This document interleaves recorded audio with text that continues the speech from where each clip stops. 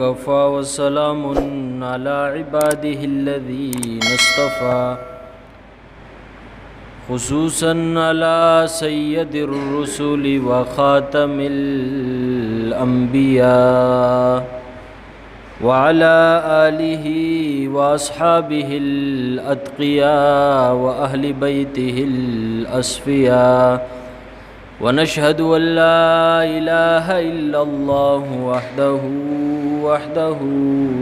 لا شريك له ولا وزير له ولا مشير له ولا جد له ولا ند له ولا زد له ولا مثل له ولا مثال له ولا مقارن له ولا مكازم له ولا مثل له.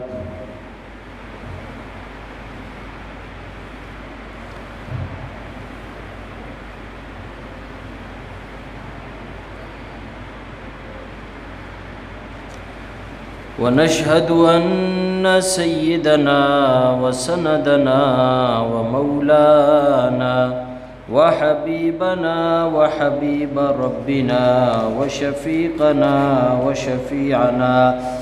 وشفيعنا وطبيبنا وطبيب قلوبنا محمدا عبده ورسوله. أما بعد فأعوذ بالله من الشيطان الرجيم. بسم الله الرحمن الرحيم. لقد كان لكم في رسول الله أسوة حسنة لمن كان يرجو الله واليوم الآخر وذكر الله كثيرا. ولما رأى المؤمنون الأحزاب قالوا هذا ما وعدنا الله ورسوله وصدق الله ورسوله وما زادهم إلا إيمانا وتسليما.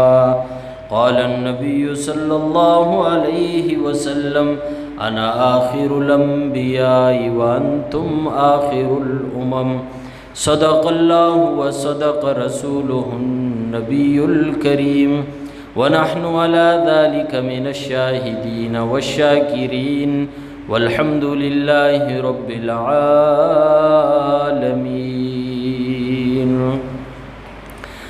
اللهم صل على محمد وعلى آل محمد كما صليت على إبراهيم وعلى آل إبراهيم إنك حميد مجيد. اللهم بارك على محمد وعلى آل محمد كما باركت على إبراهيم وعلى آل إبراهيم إنك حميد مجيد.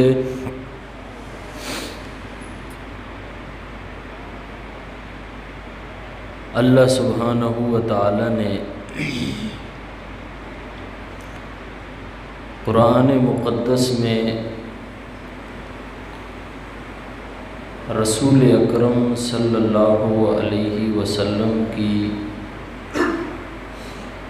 حیات طیبہ مبارکہ کو بیان کیا ہے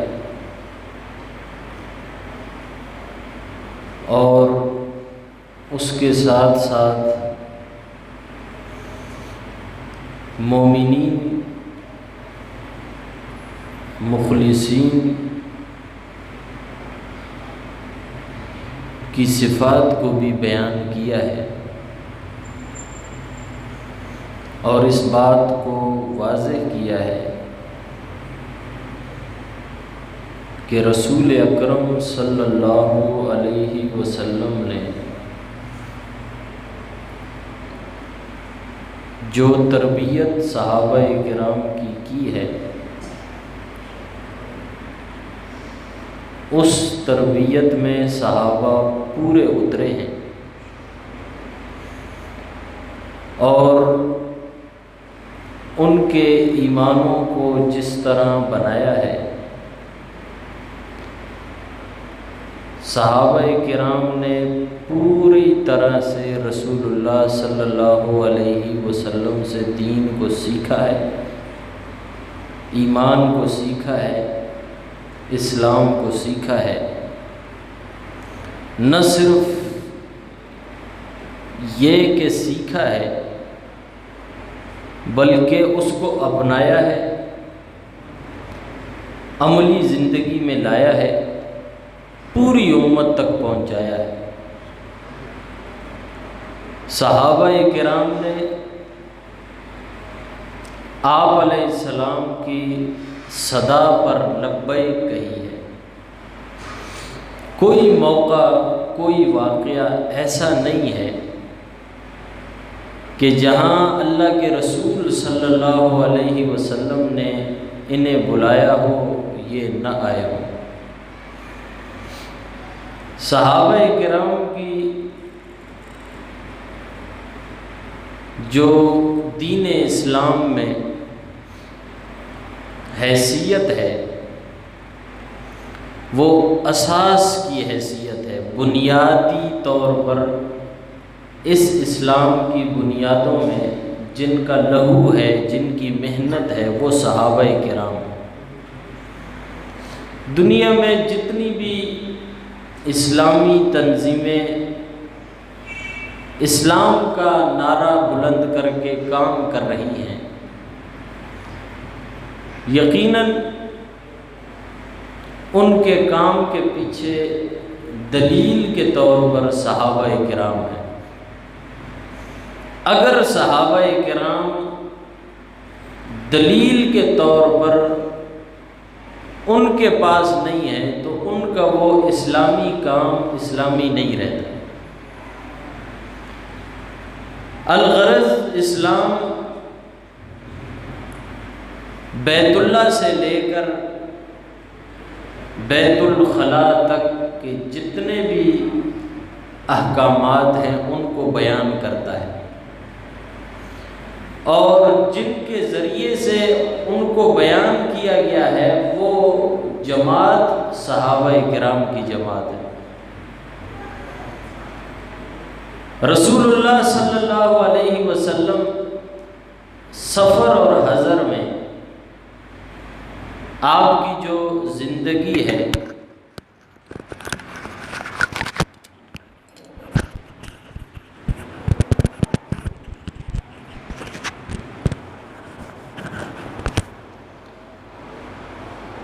وہ مکمل طور پر بیان شدہ ہے، اور مکمل طور پر صحابہ کرام نے اس کو جمع کر کے امت تک پہنچایا ہے۔ آپ علیہ السلام کی زندگی کا ایک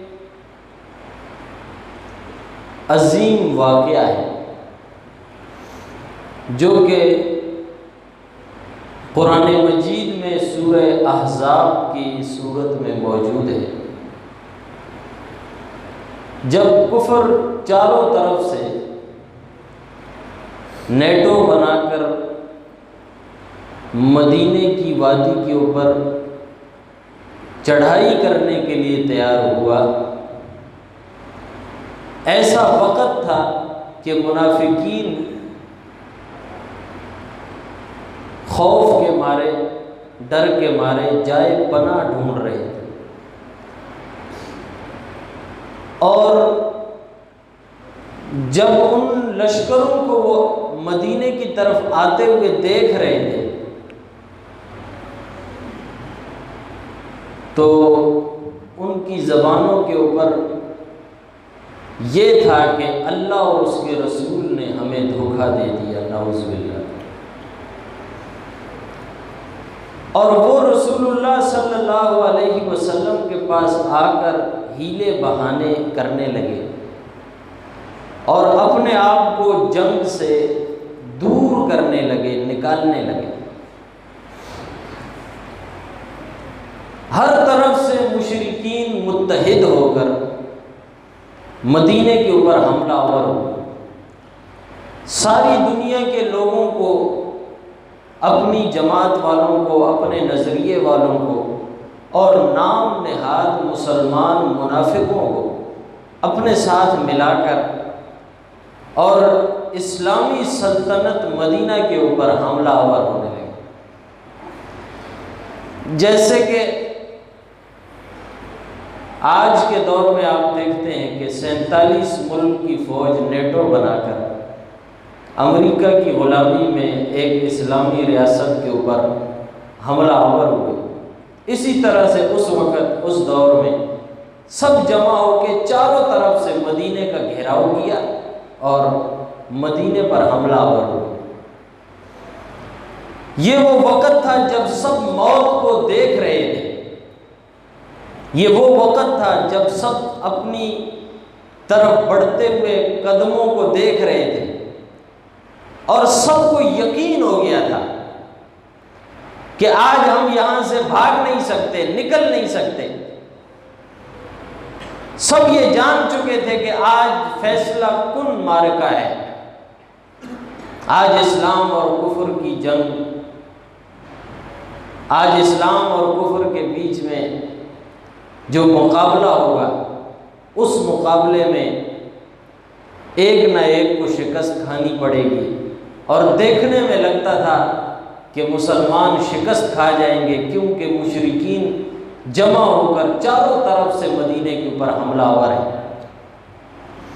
اب جو منافقین تھے، جن کے دلوں کے اندر ٹیڑھا پن تھا اور جو رسول اللہ صلی اللہ علیہ وسلم کے ساتھ تھے ہی نہیں، صرف وقتی مفاد کے لیے، چاپلوسی کے لیے اور غنیمت کی لالچ کے لیے جو رسول اللہ کے ساتھ لگے ہوئے تھے، جو صرف اسلام کا نام استعمال کرتے تھے، انہوں نے جب دیکھا کہ آج تو موت یقینی ہے، تو وہ اللہ کے رسول کے پاس آئے۔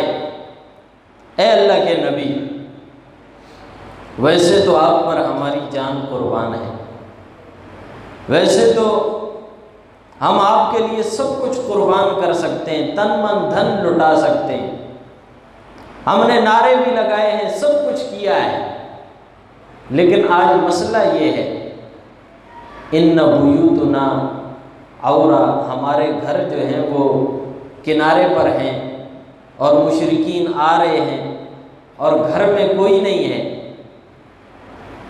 گھر میں کوئی نہیں ہے، لہٰذا آپ ہمیں اجازت دے دیں، ہم آپ سے اجازت لینے آئے ہیں کہ ہمارے گھر جو ہے وہ کنارے پر ہیں، ہم وہاں چلے جاتے ہیں۔ اور اللہ تعالیٰ نے رسول اللہ صلی اللہ علیہ وسلم کو بتایا کہ یہ تو کہتے ہیں ہمارے گھر کنارے پہ، وما ہی بعورا، ان کے گھر کنارے پر نہیں ہے، ان یریدون الا فرارا، یہ صرف بھاگنا چاہتے ہیں، ان کا اور کوئی ارادہ نہیں ہے، یہ صرف آپ کو چھوڑ کے جانا چاہتے ہیں۔ ان یریدون الا فرارا، یہ صرف بھاگنا چاہتے ہیں۔ اور اللہ پاک فرماتے ہیں حالانکہ یہ بھاگ نہیں سکتے، نہ تو موت سے بھاگ سکتے ہیں، نہ قتل ہونے سے بھاگ سکتے ہیں، یہ سب کچھ اس لیے کر رہے ہیں کہ یہ آپ کے ساتھ تھے ہی نہیں۔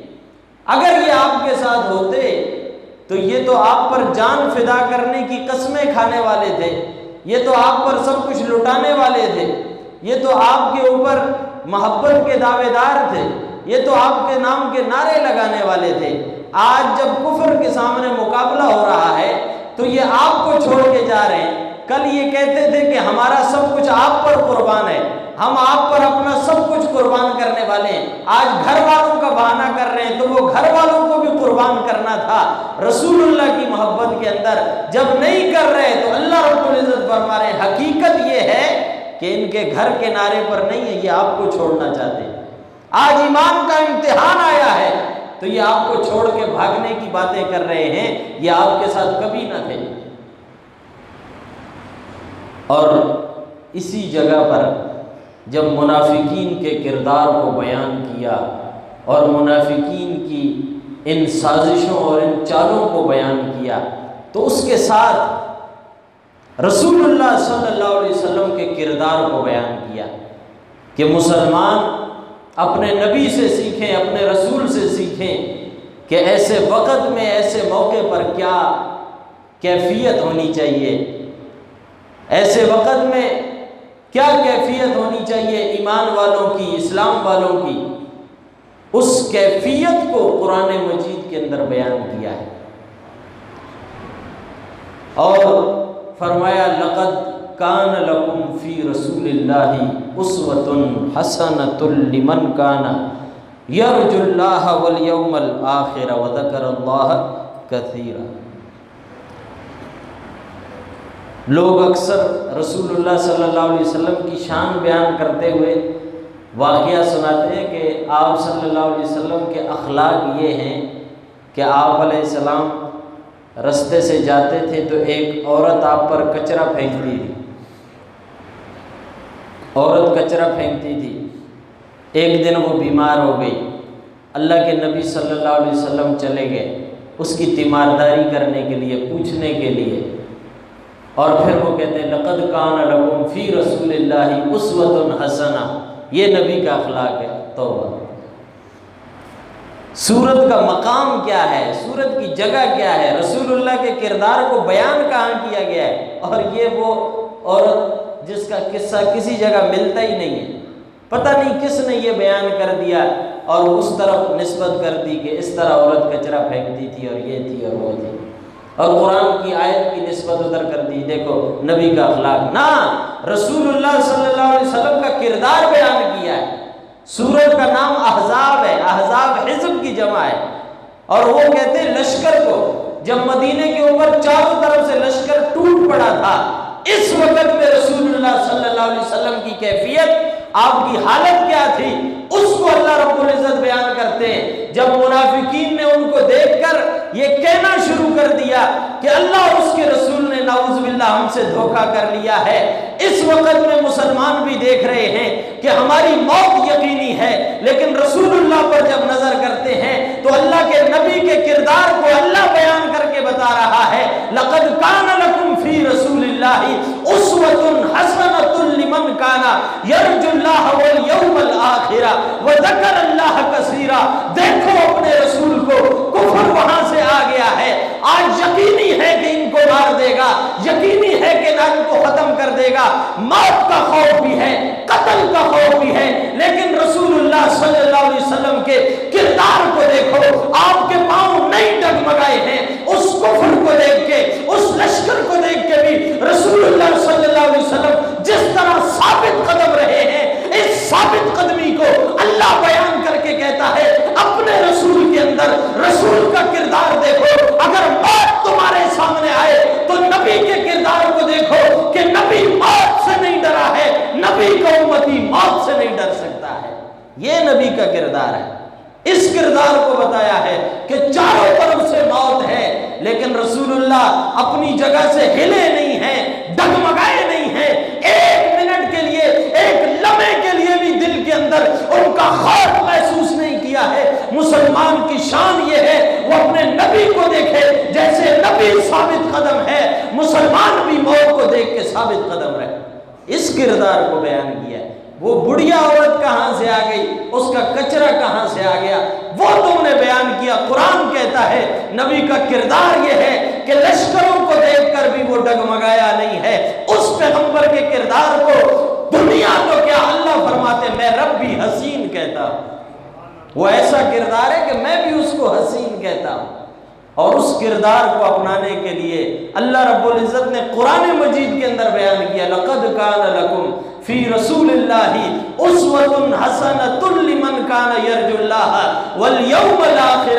جو اللہ پر ایمان رکھتا ہے، آخرت پر ایمان رکھتا ہے، اس کو نبی کا یہ کردار حسین لگتا ہے، اس کو نبی کا یہ کردار حسین لگتا ہے۔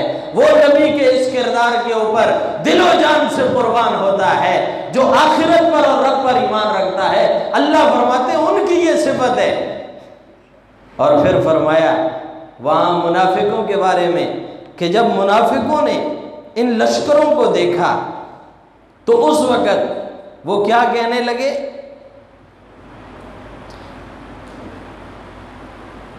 وَإِذْ يَقُولُ الْمُنَافِقُونَ وَالَّذِينَ فِي قُلُوبِهِم مَّرَضٌ مَّا وَعَدَنَا اللَّهُ وَرَسُولُهُ إِلَّا غُرُورًا۔ جب انہوں نے ان لشکروں کو آتے ہوئے دیکھا تو انہوں نے کہا کہ آج تو ہماری موت ہے۔ جن کے دلوں کے اندر مرض، وہ مرض کیا تھا؟ کفر ہی تو تھا، کفر ہی تو مرض ہے۔ اصل مرض کرونا نہیں، کفر ہے۔ اصل مرض کرونا نہیں، اصل مرض شرک ہے۔ رسول اللہ صلی اللہ علیہ وسلم پر اعتماد نہ کرنا ہے، اللہ پر یقین کا نہ ہونا، اس سے بڑا کوئی مرض اس کائنات میں نہیں ہے۔ یہ سب سے بڑا مرض ہے۔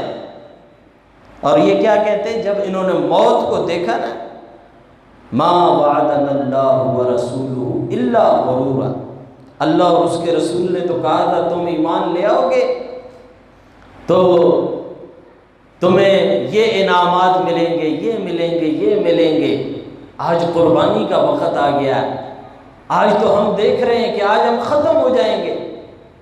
آج پتہ لگ رہا ہے کس کو رسول کی بات پہ یقین ہے، کون رسول کے ساتھ ثابت قدمی سے کھڑا ہے، آج پتہ لگ رہا ہے۔ اور اس ثابت قدمی کو جو رسول اللہ صلی اللہ علیہ وسلم نے دکھائی ہے، صحابہ دیکھتے ہیں، ایمان لاتے ہیں، صحابہ آپ پر فدا ہیں، اس موت کو دیکھ کر بھی آپ کے ساتھ ہیں۔ اللہ تعالیٰ نے منافقین کے کردار کو بیان کیا تو ضروری تھا کہ وہاں مومنین کے کردار کو بھی بیان کریں۔ بھائی ہم سب بندے اللہ کے ہیں، بندے ہم اللہ کے ہیں۔ ایک باپ ہوتا ہے، اس کے 4 بیٹے ہوتے ہیں، 5 بیٹے ہوتے ہیں، 6 بیٹے ہوتے ہیں، 2 نافرمان ہوتے ہیں، 3 صحیح ہوتے ہیں۔ ایک فرما بردار ہوتا ہے، 4 نافرمان ہوتے ہیں۔ نافرمانوں کو والد ڈانٹتا ہے، غصہ کرتا ہے، تنبیہ کرتا ہے، برا بھلا کہتا ہے، اور لفظ استعمال کر رہا ہوتا ہے تم ایسے ہو، تم ایسے ہو، تم ایسے ہو، اور وہ محسوس کرتا ہے جو ایسا نہیں ہے، تو والد اس کے لیے کہتا ہے کہ اس کو تو دیکھو یہ کیسا ہے۔ اس فرما بردار کی فرما برداری دکھاتا ہے نافرمانوں کو، یہ بھی تو تمہارا بھائی ہے۔ اللہ رب العزت نے انسانوں کے طبقے میں منافقوں کا ذکر تو کر دیا کہ تم نے موت کو دیکھ کر کہا کہ اللہ اور رسول نے دھوکہ کیا ہے، کہا اب ہمارے لیے کوئی بھاگنے کی جگہ نہیں، اب ہم کیا کریں گے۔ اللہ رب العزت نے منافقوں کے کردار کو بیان کیا تو ضروری تھا فرما برداروں کے کردار کو اللہ بیان کرے۔ اور اللہ فرماتے ہیں وَلَمَّا رَأَى الْمُؤْمِنُونَ، اور مومنوں نے بھی اسی لشکر کو دیکھا جس لشکر کو منافقوں نے دیکھا تھا۔ وَلَمَّا رَأَى الْمُؤْمِنُونَ، جب مومنوں نے دیکھا الْأَحْزَابَ، اس لشکر کو، قالوا، کیا کہا، کہنے لگے هَذَا مَا وَعَدَنَا اللَّهُ وَرَسُولُهُ، یہ وہی ہے جس کا اللہ اور اس کے رسول نے ہم سے وعدہ کیا تھا۔ وَصَدَقَ اللَّهُ وَرَسُولُهُ، اللہ نے بھی سچ کہا، اس کے رسول نے بھی سچ کہا۔ وَمَا زَادَهُمْ إِلَّا إِيمَانًا وَتَسْلِيمًا، ان لشکروں کو دیکھ کر، موت کو دیکھ کر مومنوں کا تو ایمان اور بڑھ جاتا ہے، موت کو دیکھ کر مومنوں کا ایمان اور بڑھ جاتا ہے، وہ خوف کے مارے منافقت نہیں کرتے ہیں۔ اللہ رب العزت نے ان کے ایمان کو بیان کر کے بتایا ہے کہ مومنوں کی مثال یہ ہے، منافقوں کی مثال وہ تھی۔ رسول اللہ صلی اللہ علیہ وسلم کے کردار کو، آپ کی شخصیت کے استقامت کو اور استقلال کو جو آپ نے اس احزاب کے موقع ان لشکروں کو سامنے پا کر دکھایا تھا، اللہ اس کی تعریف کرتا ہے، اللہ اس کو حسین کہتا ہے۔ ہم نے اس آیت کو سنا کر، اور وہ کچرے والی جو ہے اس کے ساتھ منسوب نہیں، یہ کچرے والی کا نہیں، اس آیت کا شان نزول یہ ہے رسول اللہ کی ثابت قدمی، جو اس موقع پر اتنی بڑی تعداد کے اندر مشرک مدینے پر حملہ آور ہونے کے لیے آئے تھے، ان کو دیکھ کر بھی نبی علیہ السلام ڈگمگائے نہیں۔ اللہ فرماتے یہ کردار ہوتا ہے۔ رسول اللہ صلی اللہ علیہ وسلم کو، اس کردار کو اللہ رب العزت نے قرآن میں بیان کر کے امت کو یہ سمجھایا ہے موت یقینی ہے، اگر تم اللہ پر اور آخرت پر ایمان رکھتے ہو، اس ایمان کا تقاضا یہ ہے کہ تم اپنے نبی کی طرح، اپنے رسول کی طرح دنیا کے فتنوں کا مقابلہ کرو، ڈگمگاؤ مت۔ ایک دن تم نے مر جانا ہے، ویسے بھی جانا ہے، لیکن کم سے کم ڈگمگاؤ مت۔ دین کی خدمت کے لیے ڈگمگاؤ مت، کفر کو دیکھ کر ڈگمگاؤ مت، کفر کی طرف سے پابندیاں دیکھ کر گھبراؤ مت۔ استقامت اپنے اندر پیدا کرو، اللہ پر یقین کرو۔ جب تم اللہ پر یقین کرو گے، اللہ رب العزت فرماتے ہیں اتنے لشکر آئے تھے بغیر لڑائی کیے واپس چلے گئے، بغیر لڑائی کیے۔ ہوا کیا؟ آسمان سے اللہ نے فرشتے اتار دیے، وہ فرشتے آ گئے اور ان کی راستے کے اندر رکاوٹ بن گئے۔ ہوا کیا؟ اتنا بڑا لشکر آیا تھا، اتنے چھوٹے سے لشکر کے سامنے پسپا ہو کر واپس چلا گیا۔ اللہ تعالیٰ کثرت سے مغلوب نہیں ہوتا ہے کہ جو بہت زیادہ ہوں گے وہ اللہ کو مغلوب کر دیں گے، نعوذ باللہ۔ نہ، اللہ کے لیے قلت و کثرت کوئی معنی نہیں رکھتی ہے۔ اللہ رب العزت صرف بندے سے اپنے محبوب رسول کی اتباع چاہتے ہیں۔ آپ سے یہ کہتے ہیں کہ میرے حبیب کی اتباع کرو، جو پیغام میں نے اپنے حبیب کو دے کر بھیجا ہے اس پیغام کے پیچھے چلو، اس پیغام کو اپنے سینے سے لگاؤ، اس پیغام کو لے کر پوری دنیا میں پھیل جاؤ۔ رسول اللہ صلی اللہ علیہ وسلم کے پیغام کی جو دعوت ہے، اللہ رب العزت اس پر رسول اللہ کی امت کو لانا چاہتے ہیں۔ میرے بھائیو، رسول اللہ صلی اللہ علیہ وسلم کا یہ کردار ہے، اور آپ علیہ السلام کی زندگی کا جو سب سے بڑا درس صحابہ کرام کو تھا، صحابہ کو سب سے بڑا وہ درس صرف اتنا تھا کہ آپ نے صحابہ کرام کو اللہ رب العزت کی معرفت جو ہے وہ سکھا دی، وہ اللہ کو پہچان گئے تھے۔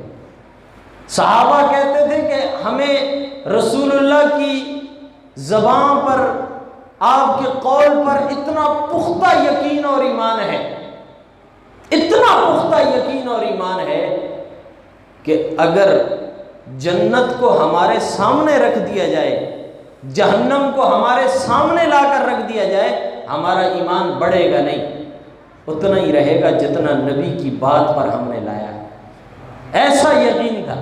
حالانکہ یہ مثل مشہور ہے کہ ایمان کا بڑھ جانا جو ہے، ایک تو سن کر کسی چیز کو ماننا، ایک دیکھ کر ماننا۔ دیکھ کر انسان کا جو ایمان ہے وہ زیادہ بڑھ جاتا ہے، لیکن صحابہ کہتے تھے ہم نے سن کر جو مانا ہے، ہمارا وہ ایمان اتنا ہے کہ دیکھ بھی لیں تو وہ ایمان بڑھے گا نہیں، وہ وہیں رہے گا۔ ہمیں رسول کی بات پر اس قدر یقین ہے، اسی لیے صحابہ کے سرخیل ابو بکر صدیق رضی اللہ تعالیٰ عنہ کے سامنے جب ابو جہل اینڈ کمپنی نے آ کر کہا کہ ابو بکر تمہیں پتہ ہے، ایک شخص کہہ رہا ہے کہ میں ایک رات میں یہاں سے گیا بیت المقدس، اور وہاں سے پہلے آسمان، دوسرے آسمان، تیسرے آسمان، چوتھے آسمان، ساتویں آسمان تک گیا، پھر جنت کی سیر کر کے آیا۔ رات کے کچھ حصے کے اندر یہ ساری جگہیں گھوم کے میں واپس آ گیا۔ جو شخص یہ بات کرتا ہے، کیا تم یہ بات مانو گے؟ ابو بکر نے شخص کو نہیں، آپ نے فرمایا چھوڑو اس بات کو، یہ بتاؤ کرنے والا کون ہے؟ کہا وہی جس کا تو نے کلمہ پڑھا ہے۔ کہا ابو بکر ایمان لاتا ہے، جو وہ کہہ رہا ہے سچ کہہ رہا ہے۔ نہیں دیکھا، لیکن رسول اللہ صلی اللہ علیہ وسلم کے وہ اقوال آپ کے کان کے ساتھ لگے، آپ نے آنکھوں کا یقین ختم کر دیا۔ آپ نے فرمایا اگر نبی کہتے ہیں تو ابو بکر ایمان لاتا ہے، وہ سچ کہتے ہیں، اس کو ایمان کہتے ہیں۔ ہم جو آنکھوں سے دیکھیں، جو رسول اللہ صلی اللہ علیہ وسلم کی طرف سے ہمیں پہنچے، ہمیں رسول کے اس بیان، اس قول کے اوپر ایمان آنکھوں سے زیادہ ہونا چاہیے۔ اسی کو یقین کہتے ہیں، اسی کو ایمان کہتے ہیں۔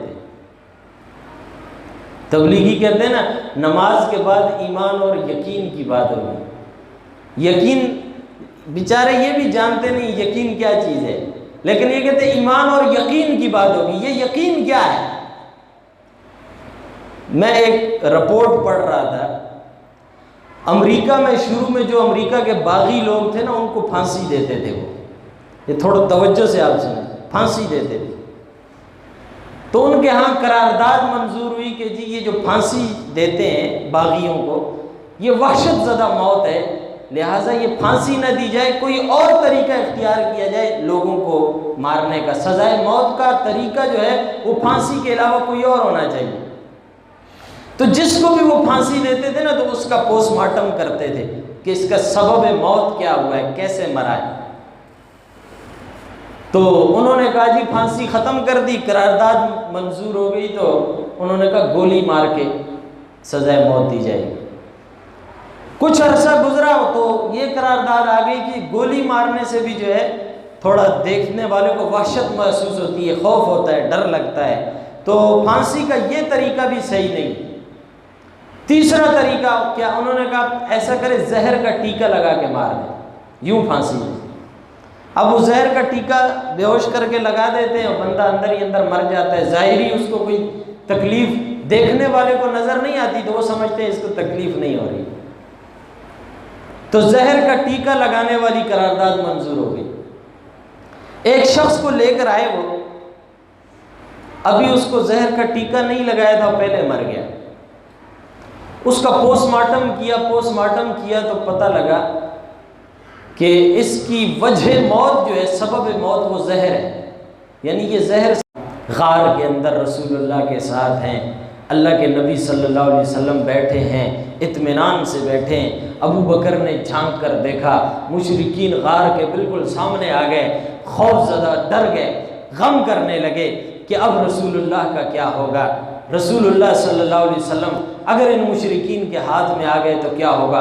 ابو بکر صدیق اس بات کا رنج دل کے اندر لیے ہوئے ہیں. اللہ کے نبی سے کہا یا رسول اللہ، نبی اطمینان سے ہیں، سکون سے ہیں، یا رسول اللہ مشرکین تو یہاں تک پہنچ گئے. اللہ کے نبی نے فرمایا غم نہ کر، ڈر مت، ان اللہ معنا، اللہ ہمارے ساتھ ہے. جب ابو بکر صدیق نے یہ بات سنی، وہ ڈر غم ختم ہو گیا کہ نبی نے کہا اللہ ہمارے ساتھ ہے، کچھ نہیں ہوگا. ابو بکر کا ایمان بڑھ گیا، اب کچھ نہیں ہوگا. آنکھوں سے دیکھ رہے کہ مشرک دروازے پہ پہنچ گیا ہے، غار کے دروازے پر منہ پر کھڑا ہے، نبی کہہ رہا ہے کچھ نہیں ہوگا، اللہ ہمارے ساتھ ہے.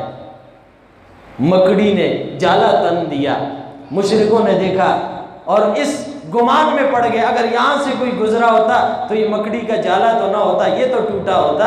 اس جالے سے دھوکے میں پڑ کے وہاں سے رخ موڑ لیا.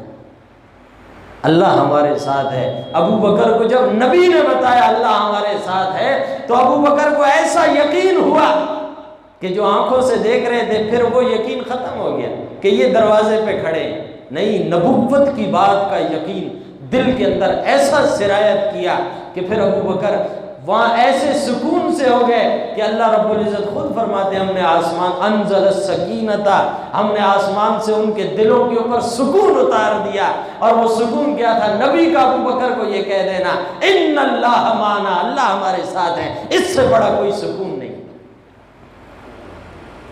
رسول اللہ صلی اللہ علیہ وسلم نے جو صحابہ کرام کے دلوں پر محنت کی ہے، وہ یقین کی محنت ہے. انہوں نے ایسا مانا ہے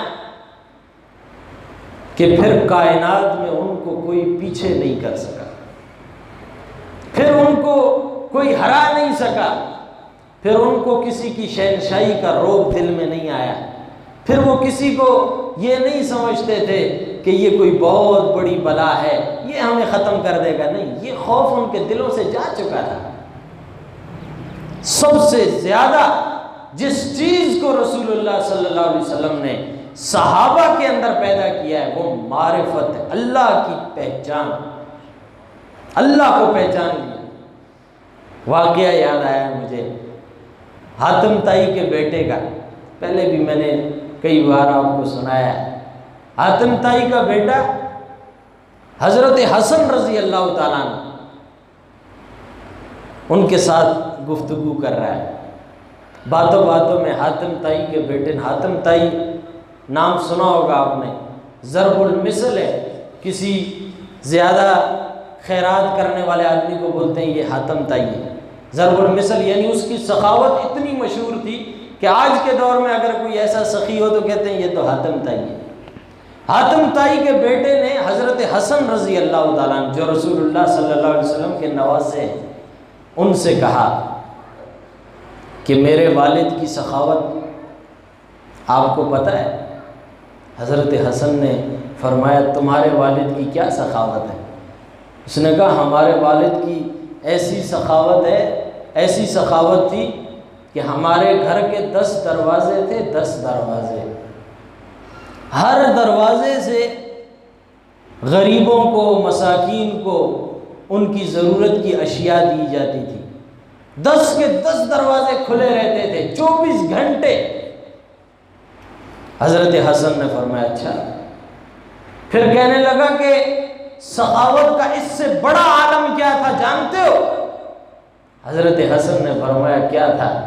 وہ کہنے لگا کہ اس سے بڑا عالم یہ تھا کہ ایک شخص جو ایک دروازے سے کچھ لے چکا ہے، وہی شخص دوسرے دروازے پہ آ جاتا تو اس سے یہ نہیں کہا جا سکتا تھا، نہیں کہا جاتا تھا کہ وہاں سے لے لیا ہے اب ادھر کیا لینے آئے، وہاں سے بھی اس کو کچھ نہ کچھ دے دیتے۔ کہا اچھا، کہا اس سے بڑا عالم یہ تھا یہی شخص تیسرے دروازے پہ چلا جاتا تو وہاں پر بھی اس کو یہ نہیں کہا جاتا تھا کہ 2 دروازوں سے لے لیا اب تیسرے پہ کیا لینے آئے ہو، یوں ہی یہ 10 دروازوں پہ چلا جاتا، ہر دروازے سے اس کو دیا جاتا تھا۔ حضرت حسن رضی اللہ تعالیٰ عنہ جوش میں آ گئے اور آپ نے فرمایا حاتم تائی کے بیٹے، اپنے باپ کی سخاوت مجھے بتاتا ہے، تیرے باپ کی سخاوت ہوگی بڑی مشہور ہوگی، ہاں حاتم تائی کی سخاوت ہوگی بڑی سخاوت، لیکن تیرے قول کے مطابق، تیرے بتانے کے مطابق تو یہ سمجھ میں آتا ہے کہ حاتم تائی کی سخاوت ایسی ہے کہ اگر اس کے دروازے سے کوئی ایک بار لے لیتا ہے اس کو کم سمجھتا ہے، اسی لیے دوسرے دروازے پہ آتا ہے، اس کو بھی کم سمجھتا ہے اس لیے تیسرے دروازے پہ آتا ہے، اس کو بھی کم سمجھتا ہے،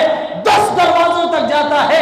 میرے نانا محمد الرسول اللہ صلی اللہ علیہ وسلم کی سخاوت اگر تجھے بتاؤں تو تو سمجھے گا، میرے نانا کے پاس اگر کوئی آ جاتا تھا میرے نانا ایک ہی در دکھاتے تھے اور جو اس در پہ آ جاتا تھا اس کو کہیں جانے کی ضرورت نہیں پڑتی تھی۔ اور وہ در کون سا تھا؟ کون سا در تھا؟ یہی در تھا جہاں آپ بیٹھے ہیں، یہی اللہ کا گھر وہ در تھا جہاں رسول اللہ صلی اللہ علیہ وسلم نے صحابہ کرام کو لگایا ہے، جہاں معرفت سکھائی ہے، جہاں صحابہ کو اللہ سے کلام کرنا سکھایا ہے، جہاں اللہ کی معرفت سکھائی ہے، وہ مسجد ہی تو ہے۔ لیکن آج مسجدیں رو رہی ہیں، مسلمانوں کو پکار رہی ہیں، مسجدیں خالی ہیں، بازار بھرے ہوئے ہیں، مسجدیں خالی ہیں، سینما بھرے ہوئے ہیں، مسجدیں خالی ہیں، روڈ بھرے ہوئے ہیں۔ آج اللہ رب العزت کے ملاقات کی جگہ جو تھی، اس کی معرفت کی جگہ جو تھی، اس کے کلام کی جو جگہ تھی، آج وہ مسجد خالی ہے۔ اور جس جگہ سے اللہ رب العزت نے اظہار نفرت کیا تھا، جس جگہ کو اللہ رب العزت نے برا کہا تھا، وہ جگہ مسلمانوں سے بھری ہیں، اور جن سے محبت کی تھی وہ مسجدیں آج مسلمانوں سے خالی ہیں۔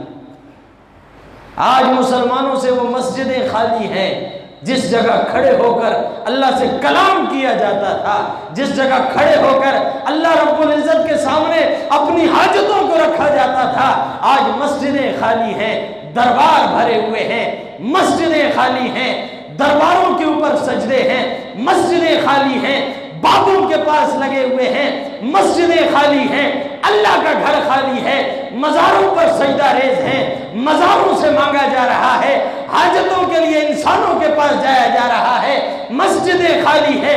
اللہ رب العزت حاجت روا بھی ہے، مشکل کشا بھی ہے، بچے دینے والا بھی ہے، بگڑی پار بنانے والا بھی ہے، شفا دینے والا بھی ہے، بیٹے دینے والا بھی ہے، بیٹیاں دینے والا بھی ہے۔ جب سارے کام کرنے والا اللہ ہے ظالم، اللہ کے حضور ہاں تو اللہ کی مخلوق سے کیا مانگتا ہے؟ اللہ کے در پہ آ، جب اللہ کے در کو سمجھ لے گا اور پہچان لے گا، تجھے کسی در پہ جانے کی ضرورت نہیں پڑے گی۔ یہ اس وجہ سے ہے کہ اللہ کے در کو نہیں پہچانا ہے، اللہ کے گھر کو نہیں پہچانا ہے، اس کی معرفت کو نہیں پہچانا ہے۔ اللہ کی معرفت کیا ہے؟ اللہ رب العزت وہ ذات ہے کہ جب بندہ اللہ کے سامنے آتا ہے، آپ کسی سے مانگنے جاتے ہیں، آپ کسی سے کچھ لینے جاتے ہیں، ایک دفعہ دے دے گا، دو دفعہ دے گا، تیسری دفعہ وہ بھی کہے گا یار تو نے تو ٹھکانہ بنا لیا ہے، تو پیچھے ہی لگ گیا ہے۔ اللہ وہ ذات ہے جب اس سے مانگنے کے لیے اس کے گھر کے اندر آتے ہو، اس سے کلام کرنے کے لیے، اس سے بات کرنے کے لیے اس کے حضور کھڑے ہوتے ہو، اس کی تعریف کرتے ہو، الحمدللہ رب العالمین، تو زمین پہ کھڑے ہو کر کہتا ہے اللہ کی تعریفیں ہیں جو جہان والوں کا پالنے والا ہے۔ اللہ آسمان میں فرشتوں سے کہتا ہے حمیدنی عبدی مجدنی عبدی، میرے بندے نے زمین پہ کھڑے ہو کر میری تعریف کی، میرا رب آسمانوں پہ اپنے بندے کا ذکر کر رہا ہے۔ اللہ کا پیار دیکھ، تو یہاں کھڑے ہو کر اس کی تعریف کرتا ہے، وہ فرشتوں کے اندر تیری تعریف کرتا ہے۔ تو یہاں زمین پر اس کو یاد کرتا ہے، وہ فرشتوں میں تجھ کو یاد کرتا ہے کہ دیکھو میرا بندہ زمین پہ کھڑا ہے۔ دنیا میں بہت فتنے ہیں اور بہت ساری چیزیں ہیں جو گمراہ کرنے والی ہیں، میرا بندہ وہاں نہیں گیا، میرے گھر پہ آیا ہے اور گھر میں کھڑا ہے۔ اس کو پریشانی بھی ہے، دولت کی پریشانی ہے، مکان کی پریشانی ہے، بیماری کی پریشانی ہے، دنیا کی ساری پریشانیاں ہیں، ساری پریشانیوں کو بھلا کر میرے گھر پہ کھڑے ہو کر کہہ رہا ہے الحمدللہ رب العالمین۔ ساری تعریفیں اس اللہ کے لیے ہیں جو سارے جہان کا پالنے والا ہے۔ جب تو ساری پریشانیوں کے باوجود اللہ کی تعریف کرتا ہے، اللہ رب العزت تیرے لیے خیر کا فیصلہ کر دے۔ یہاں تو کسی سے لے لے، جتنا لیا اتنا دینا پڑے گا، اور اس کائنات میں جو کیا اس کا بھی حساب دینا پڑے گا۔ لیکن ایک چیز ایسی ہے، حضرت عمر رضی اللہ تعالیٰ عنہ فرماتے ہیں کہ بندہ اس کائنات میں ایک ایک سانس جو گزار رہا ہے، اس سانس کا حساب اللہ کو دے گا۔ وہ کتنا مہربان اللہ ہے، ایک ایک سانس کا حساب دے گا، ایک ایک لمحے کا حساب دے گا، ایک ایک گھڑی، ایک ایک ساتھ کا حساب انسان اپنے رب کو دے گا۔ لیکن حضرت عمر فرماتے ہیں ایک لمحہ ایسا ہے، ایک لمحہ ایسا ہے، اور اس لمحے کے اندر انسان کچھ کہتا ہے، اس کہنے کی وجہ سے اللہ رب العزت اپنی کبریائی کی قسم اٹھا کر کہتے ہیں اب اس سے حساب نہیں ہوگا۔ وہ لمحہ کیا ہے؟ آپ نے کھانا کھایا، کسی کو کھانا کھلایا، کھانا کھایا، کسی کو کھانا کھلایا، یہ کھانا پیسوں سے آیا، پیسے آپ نے کمائے، اس کے لیے محنت کی، پھر اس اناج کو پایا، اب اس کو کھانے کا وقت آیا، کھلانے کا وقت آیا، آپ نے کھایا، کھا کر یہ نہیں کہا کہ میں نے محنت کی، میں نے مزدوری کی، کھانا ختم ہوا، آپ نے کہا الحمدللہ اللہ تیرا شکر ہے۔ اللہ فرماتے ہیں مجھے کبریائی کی قسم ہے، تو کھا کر اتنا کہہ دیتا ہے اللہ تیرا شکر ہے، اللہ فرماتے ہیں اس کھانے کا حساب تجھ سے نہیں لوں گا، اس کا حساب تجھ سے نہیں لوں گا۔ وہ کتنا مہربان ہے، ایک الحمدللہ کے جملے پر، شکرانے کے ایک کلام پر، ایک جملے پر وہ تجھ سے حساب ختم کر دیتا ہے۔ کتنا مہربان ہے۔ تو اپنے مالک کو کہہ دے تیرا شکریہ، وہ تیرا حساب کتاب ختم نہیں کر دیتا، تیری تنخواہ نہیں بڑھا دیتا ہے۔ اللہ ہے کہ اس کا دیا ہوا کھاتا ہے، اس کی دی ہوئی سانسیں لیتا ہے، اس کا دیا ہوا وقت تیرے پاس ہے، اور وہ تجھے صرف اتنا کہنے پر کہ خدائے تیرا شکر ہے، اس پر ہی تجھ سے حساب ختم کر دیتا ہے۔ اللہ کی معرفت کو پہچانیے۔ اللہ رب العزت کی پہچان ہی اس کائنات میں مسلمان کا سب سے زیادہ اہم اور عظیم مقصد ہے کہ اپنے رب کی پہچان حاصل کر لیں۔ اس لیے میرے بھائیوں، قرآن کی مجلس اور ذکر اللہ کی محافل یہ کبھی کبھی ہوا کرتی ہیں۔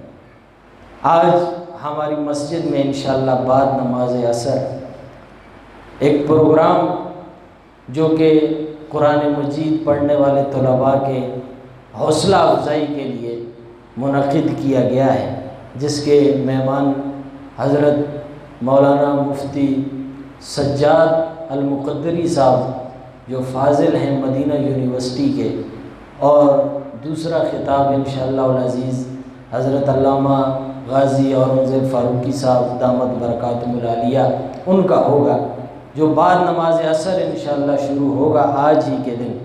ایک تو آپ تمام حضرات اس کے اندر خود تو شرکت کریں، لیکن کوشش کریں کہ اپنے ان احباب کو لائیں جو دین سے دور ہیں، تاکہ وہ اس طرح کی محفل میں بیٹھ جائیں گے۔ ان کا محفل میں بیٹھ جانا ہو سکتا ہے یہی ان کی ہدایت کا ذریعہ بن جائے۔ ایسی محافل میں سب کچھ بول ہی نہیں ہو رہا ہوتا ہے، اس پہ جو اللہ کی رحمت ہو رہی ہوتی ہے، اللہ رب العزت کے فرشتوں کا جو نزول ہو رہا ہوتا ہے، وہ رحمت کی وجہ سے کسی کا دل پسیج جاتا ہے اور وہ گناہوں کی دنیا کو چھوڑ کر رحمت کی دنیا کو اپنے سینے سے لگا لیتا ہے۔ تو آپ کوشش کر کے اس طرح جیسے تبلیغی گشت کرتے ہیں، وہ گشت کر کے اپنے ارد گرد کے احباب کو، لوگوں کو اس مجلس کے اندر ضرور شرکت کروائیں۔ اس سال کی یہ آپ جانتے ہیں آگے رمضان آ رہا ہے، آخری ایک پروگرام ہے جو استقبال رمضان بھی ہے اور ان بچوں کی حوصلہ افزائی بھی ہے، اور پھر قرآن مجید کی شان اور عظمت سے منسوب جو بھی محفل ہوتی ہے، علماء کرام اپنے تجربے کی بنیاد پر یہ بات لکھتے ہیں، وہ فرماتے ہیں کہ اس محفل میں انسان کی ایک دعا جو ہے وہ ضرور قبول ہوتی ہے اسی دنیا میں، یعنی جو اس میں شریک ہوتا ہے تو وہ کوئی ایک تمنا جو اس کی جائز تمنا ہے دل کے اندر، تو اس جائز تمنا کو لے کر وہ اللہ کے سامنے رکھے تو اللہ اسی دنیا میں ضرور قبول کرتے ہیں۔ تو آپ تمام حضرات ایک تو اس میں